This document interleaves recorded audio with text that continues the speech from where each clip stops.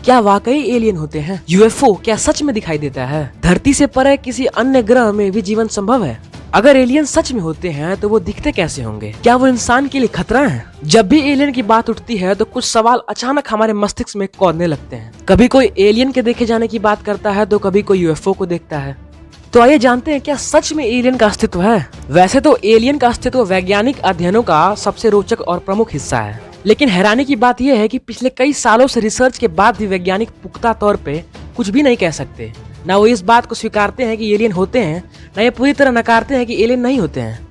अब हाल ही में ही ब्रिटेन के एक वैज्ञानिक ने दावा किया है कि उन्हें धरती से परे जीवन होने के पुख्ता सबूत मिले हैं।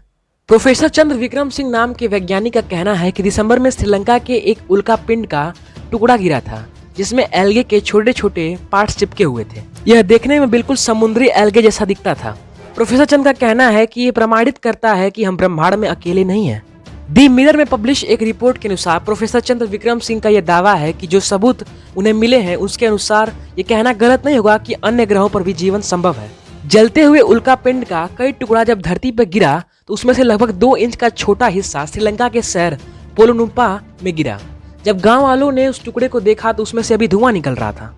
ब्रिटिश प्रयोगशाला के अंदर जब इस टुकड़े का परीक्षण किया गया तो उसमें जीवाश्म के चिपके होने की बात सामने आई।